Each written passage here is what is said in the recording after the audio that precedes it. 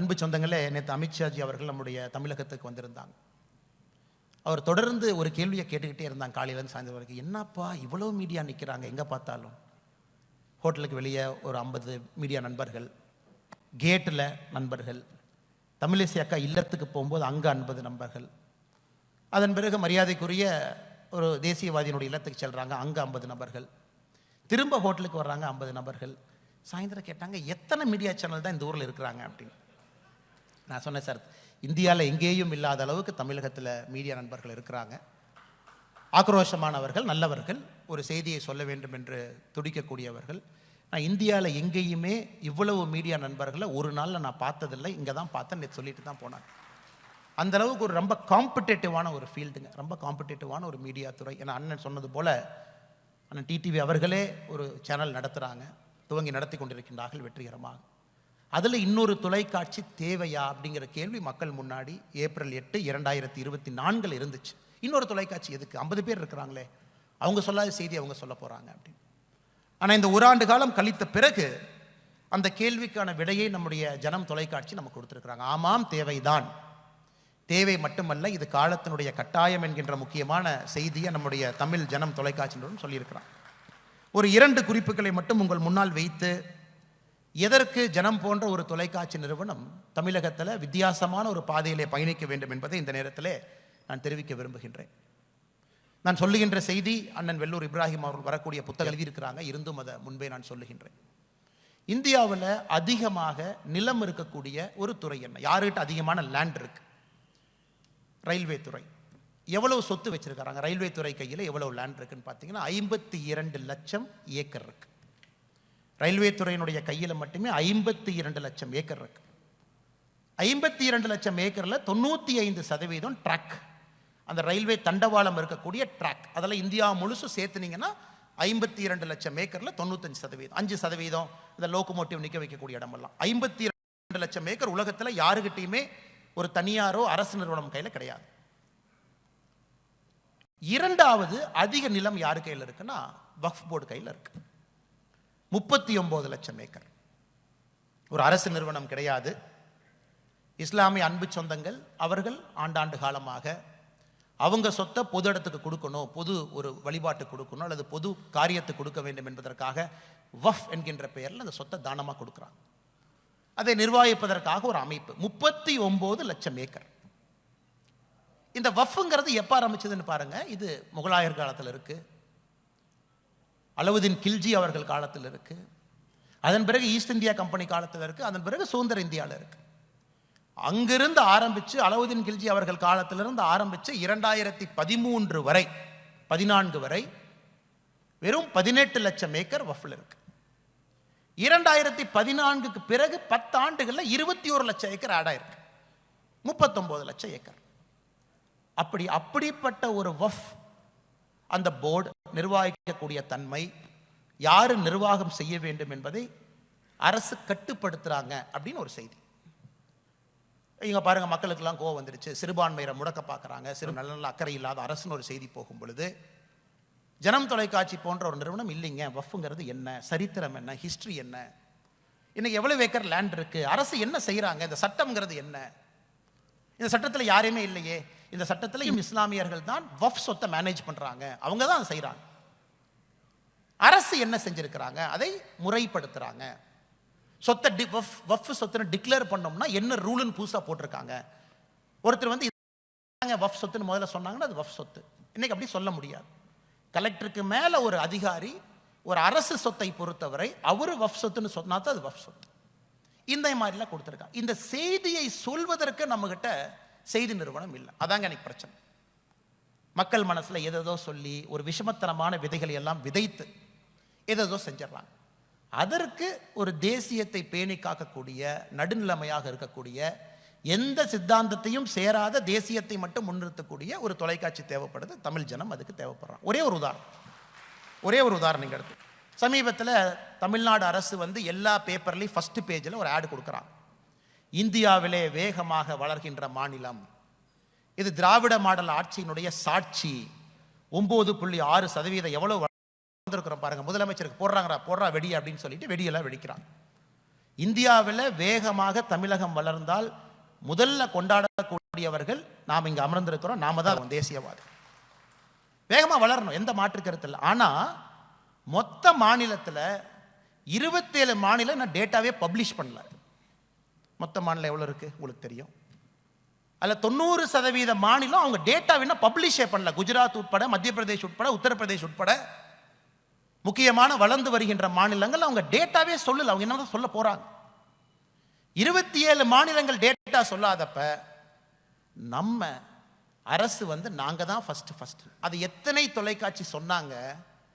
தமிழகம் வேகமாக வளர்கின்றது, சந்தோஷம், 9.65%. ஒரு சின்ன ஸ்டார் போட்டு இன்னும் 27 மாநிலத்தினுடைய டேட்டா பாக்கி இருக்கு, அதுக்கப்புறம் வெளியே போடலாம். அதற்கு ஒரு ஜனம் தொலைக்காட்சி தேவைப்படுகிறது. எப்பவுமே நம்ம சொல்லுவோம், அந்த செய்திங்கிறது பார்த்தீங்கன்னா it is a slip between the cup and the lip அப்படின்னு சொல்லுவாங்க. ஒரு டீ கிளாஸ் எடுத்து குடிக்கிறீங்கன்னா, ஒரு டீ கிளாஸ் கப், அதை எடுத்து லிப்புக்கு கொண்டு வர்றேன். இந்த கப்பில் இருந்து லிப்புக்கு வரும்போது சிலது ஸ்லிப் ஆயிரும். ஒரு செய்திங்கிறது அப்படித்தாங்க ஸ்லிப் ஆகிட்டு இருக்கு தமிழ்நாட்டில். நடப்பது வேறு, எதற்காக நடக்கின்றது அது, ஆனால் சொல்லக்கூடிய விதம் வேறு. அதை நம்முடைய ஜனம் தொலைக்காட்சி நிறுவனம் பெரிய ஒரு போராட்டத்தோடு அதை உடைத்துக் கொண்டிருக்கின்றார். நமக்கு எந்த ஒரு தொலைக்காட்சி நிறுவனத்தின் மீதும் வன்மம் இருக்கக்கூடாது. பாவம், எல்லா நிருபர்களுமே கஷ்டப்பட்டு இந்த வெயிலில் அந்த ஒரு பேக்கை நீங்கள் தூக்கி பாருங்க, கிட்டத்தட்ட 6.5 கிலோ வருது. அதை போட்டுட்டு ஒரு 2 வீலர் எடுத்துகிட்டு அவங்க போகணும். இன்னைக்கு காலையிலேயே எடிட்டர்லாம் என்ன பண்ணுறாங்கன்னா, ஓகே இங்கே பாருங்கள், நேற்று அமித்ஷாஜி ஒரு ஸ்டேட்மெண்ட் சொல்லிட்டாங்க, நீங்கள் என்ன பண்ணுறீங்கன்னா 8 மணிக்கு நேராக அண்ணன் ஜெயக்குமார் அண்ணன் வீட்டுக்கு போய் அவர் ஒரு ஸ்டேட்மெண்ட் கொடுப்பார். அதை அப்படியே வாங்கிட்டு அதை அப்படியே இங்கே பாஸ் பண்ணிட்டீங்கன்னா அண்ணாமலை அண்ணன் வரும்போது அவரு மாட்டுவார். உங்களுக்கு ஜெயக்குமார் அண்ணன் என்ன சொன்னாருன்னே தெரியாது, ஆனால் நீங்கள் பதில் சொல்லணும். அண்ணன் ஜெயக்குமார் அண்ணன் அப்படி சொன்னாங்கன்னே உங்கள் பதில் என்னென்ன நாம் ஒன்று சொல்லிடுவோம். இந்த 2 செய்தியை வாங்கிட்டு நேராக டிடிவி அண்ணன் 12 மணிக்கு அமமுக ஆஃபீஸ்லேருந்து வெளியே வருவார். தம்பி நேராக அவரை போய் பிடிக்கும். அண்ணே ஜெயக்குமார் அண்ணன் இது சொன்னார், அண்ணாமலை அண்ணன் இது சொன்னார், நயினார் அண்ணன் இது சொன்னார், தமிழிசை இது சொன்னார், நீங்கள் என்ன சொல்கிறீங்க? அவர் காலையிலேருந்து டிவி பார்த்தாரா, அவர் எந்த வேலையில் இருந்தாருன்னு யாருக்குமே தெரியாது, அவர் ஒரு கருத்து. ஸோ காலையிலிருந்து இரவு வரை இன்னைக்கு தமிழக செய்தி தொலைக்காட்சியினுடைய நிருபனர்கள் படாத பாடுபடுறாங்க. இவங்ககிட்ட நியூஸ், இங்கே நியூஸ், இங்கே நியூஸ். அதை வச்சு நைட்டு டிபேட் வேற, அதை வச்சு 7 மணிக்கு டிபேட் ஆரம்பிச்சு அது 7லேருந்து 8 கொன்று, 8லேருந்து 9 கொன்று. நடுநிலைவாதிகள்னு கொஞ்சம் பேர் உட்கார வச்சிருக்கிறாங்க. அவங்க என்ன பேசுகிறாங்கன்னு அவங்களுக்கே தெரியறதில்ல, பேசுகிறாங்க. அதையெல்லாம் பார்க்க வேண்டிய கால கொடுமை நமக்கு. ஏன்னா சாப்பிட்றப்ப தெரியாதனமாக டிவி போட்டோம், ஐபிஎல் மேட்ச் நடக்குது, சரி தோனி சரியாக விளையாடலப்பா, சார் ஐபிஎல்லேருந்து மாற்றி ஒரு இதை பார்க்கலான்னு பார்த்தீங்கன்னா நடுநிலைவாதிகள்னு பேசக்கூடியதை கேட்டால் நமக்கே பயமாக இருக்கு. நேற்று ஒரு செய்தி தொலைக்காட்சியில் ஒரு செய்தி பார்த்தேன். அண்ணாமலையும் அமித்ஷா அவர்களும் பயணம் செய்து போகிறாங்க, குருமூர்த்தி அவர்கள் வரவேற்பதற்காக காத்திருக்கிறாங்க. இது செய்தியா? இல்லை, குருமூர்த்தி அவர்களுடைய இல்லத்திற்கு அமித்ஷா அவங்க போகிறாங்க, அவங்க கூட கட்சி நிர்வாகிகள் போகிறாங்க, இது செய்தியா? ஸோ இன்னைக்கு எல்லாமே சென்சேஷனல், கிளிக் பைட். நான் போட்டிருக்கேன்னா டப்புன்னு அதை போய் டப்புன்னு பார்த்தோம். அப்புறம் தான் தெரியும், ஓ சைடில் கொஸ்டின் மார்க் ஏதோ போட்டிருக்காங்க, உண்மையாலுமே அப்படி சொல்லலையாட்டு கொஸ்டின் மார்க்கை பார்க்காம கிளிக் பண்ணிட்டோம். இந்த அல்காரிதம் பார்த்தீங்கன்னா நீங்கள் 40% ஒரு செய்தி யூடியூப்ல பார்த்தா தான் உங்களுக்கு மானிட்டைஸ் ஆகும். ஒரு யூடியூப்ல ஒரு கண்டென்ட் வருது, சகோதரர் அமர் போய் கத்தி சுத்துறாரு, ஏன்னா அவருக்குன்னு ஃபேவரட் வச்சிருக்காரு, ஆதான் அங்கெல்லாம் இருக்காங்க. அங்கெல்லாம் போய் பேசினதுக்கப்புறம் சரி ஏதோ அமர் சொல்கிறாரே போய் பார்ப்போன்னு அதை கிளிக் பண்ணிங்கன்னா 40% பார்த்தா தான் ஆதானு காசு. எல்லாமே ஆதான், எல்லாம் நல்லவங்க தான், நல்ல வேலையை செய்கிறாங்க. உதாரணத்துக்காக நான் எடுத்துக்கொண்டேன், சகோதரர் மாதேஷ் தப்பாக நினைக்க மாட்டாங்க. அப்போ எல்லோருக்குமே ஒரு பிரச்சனை. என்ன பண்ண, நான் கொஞ்சம் ஃப்ரீயாக லிபரலாக நீ பேச ஆரம்பிக்கிறதுனால எனக்கு ஒரு பொறுப்புன்னு ஒரு கட்டுப்பாடு இருந்துச்சு. இன்னி ஒரு லிபரலாக ஃப்ரீயாக அண்ணாமலையாக நான் அரசியல் பேச முடியும், செய்ய முடியும். அந்த எப்பவுமே ஒரு அரசியல்வாதிக்கு அந்த அந்த அடிச்சு ஆட வேண்டிய அந்த பாக்ஸிங் கலை எப்பவுமே ஒரு அரசியல்வாதிக்கு தேவைப்படுதுங்க. அதனால் கொஞ்சம் பேச்சு ஸ்டைலையும் நம்ம மாற்றிடணும். நீ பக்குவமாக பேசுறதுக்கு நயினார் அண்ணன் இருக்கிறாங்க. அண்ணே கூட்டணியை பற்றி நீங்கள் ஒன்று சொன்னீங்க, அவங்க ஒன்று சொன்னாங்க. அண்ணே நயினார் அண்ணன் பேசுங்க, நமக்கு சிம்பிள் வழிதான். நயினார் அண்ணன் இருக்காங்க, அண்ணன் பேசுங்க, என்னங்க அண்ணன். இனி நம்ம பாலை மட்டும் நாம் அடித்தா போதும். இனி பவுன்சர்ஸு டஃப் பால்ஸ்லாம் நயினார் அண்ணன் பார்த்துக்குவார். அவர் ஃப்ளிக் அடிக்குவார், அவர் டிஃபெண்ட் பண்ணுவார், அவர் பிளே பண்ண. நாம் இன்னும் ஒன்லி 6 அடிக்கிறதா நம்ம வேலை. அதனால் இன்றைக்கி பார்த்தீங்கன்னா அந்த கிளிக் பைட் ரொம்ப முக்கியம். அந்த 40% நீங்கள் பார்த்தா தான் உங்களுக்கு மானிட்டைஸ் ஆகும். அந்த 40% உங்களை பார்க்க வைக்கணும். ஸோ அதற்கு இவர்கள் படக்கூடிய பார்த்தீங்கன்னா மீடியா துறை என்பது ரொம்ப மாறிடுச்சுங்க ஐயா, ரொம்ப மாறிடுச்சு. அந்த காலத்து மாதிரி இல்லை.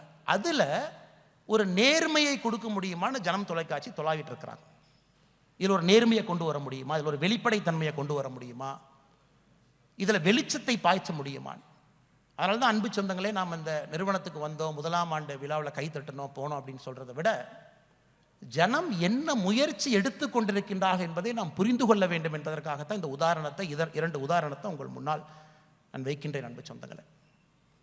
அதனால் நிச்சயமாக ஜனம் தொலைக்காட்சி நிறுவனம் வருகின்ற காலத்தில் பெரிய அளவில் நீங்கள் வளரணும். ஜனம் யாருக்கும் போட்டியாளர் இல்லை, ஜனம் ஒரு செய்தியை சொல்கிறாங்க. அதே போல் மற்ற நிறுவனங்களும் ஒரு செய்தியை சொல்கிறாங்க. இது ஒரு ஆக்கப்பூர்வ நிகழ்வாக இருக்கணும். நான் ரொம்ப சந்தோஷப்பட்டிருப்பேங்க. இன்றைக்கி இந்த நிகழ்வுக்கு எல்லா செய்தி நிறுவனங்களும் வந்து அவங்க கேமராவை போட்டிருந்தாங்கன்னா முதல்ல சந்தோஷப்படக்கூடியவர்கள் நாமளாகத்தான் இருப்போம்.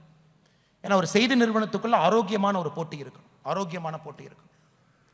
அதனால் எல்லோருமே எல்லா சேனலையும் ஒரு ஆரோக்கியமான போட்டியாக எடுத்துக்கொண்டு எல்லோரும் முயற்சி செய்து வளரணும். தமிழ்நாட்டு மக்களுக்கு நல்ல செய்தியை கொடுக்கணும், தேசிய சித்தாந்தத்தை கொண்டு வரணும், ஆன்மீக சித்தாந்தத்தை கொண்டு வரணும், தாய்மொழி தமிழ் மீது இருக்கக்கூடிய பற்றை இன்னும் ஆழமாக வேறுபட செய்ய வேண்டும். அதையெல்லாம் ஜனம் தொலைக்காட்சி நிறுவனம் வெற்றிகரமாக செய்து கொண்டிருக்கின்றார்கள்.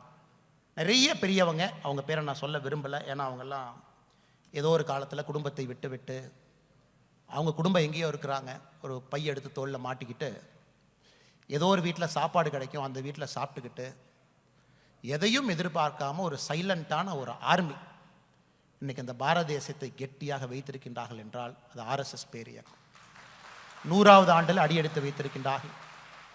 ரொம்ப அமைதியாக எங்கேயுமே பேய தெரியாத பல மனிதர்கள் இங்கு அமர்ந்திருக்கிறாங்க. அவர்களுக்கும் இந்த நேரத்தில் என்னுடைய நெஞ்சார்ந்த நன்றிகளை தெரிவித்து, நிச்சயமாக ஜனம் வரக்கூடிய காலத்தில் இன்னும் உயரத்துக்கு போகும், பல சாதனைகளை செய்யும், வெளிப்படையான பல முக்கியமான விஷயங்களை மக்களுக்கு சொல்வார்கள் என்று சொல்லி அண்ணன் மது அவர்களுக்கு ஒரே ஒரு அட்வைஸ் மட்டும் இந்த நேரத்தில் சொல்ல வேண்டும் என்பது என்னுடைய அன்பான ஆசை. இன்னைக்கு உண்மையாலுமே ஒரு ஸ்ட்ரெஸ்டு பர்சன் ஜனம், ஸ்ட்ரெஸ்ஸில் ஒருத்தர் இருக்காங்கன்னா ஐயா மது அவர்கள். நேர்மையானவர், பிஸ்னஸ் மேன். ஆனால் இன்னைக்கு இந்த வேலையை வந்து ஒரு கர்மயோகியாக தவமாக செய்கிறாங்க. ஆனால் நிச்சயமாக வருகின்ற காலம் உங்கள் பணிச்சுமை குறையட்டும், இன்னும் பல வெற்றிகள் இந்த நிறுவனத்துக்கு தேடி வரட்டும். நீங்கள் அமைதியாக இதே போல் இந்த நிர்வாகத்தை வழிநடத்தி எல்லோரையும் அரவணைத்து நீங்கள் எடுத்துச் செல்ல வேண்டும் என்று சொல்லி வாய்ப்பு கொடுத்த உங்களுக்கும், இங்கே வந்திருக்கக்கூடிய எல்லா பெரிய தலைவர்களுக்கும், எல்லா கட்சியை சார்ந்தவர்களுக்கும் என்னுடைய மரியாதை கலந்த வாழ்த்துக்களையும் நன்றிகளையும் தெரிவித்துக் கொள்கின்றேன். நன்றி, வணக்கம். பாரத் மாதா கி ஜெய்.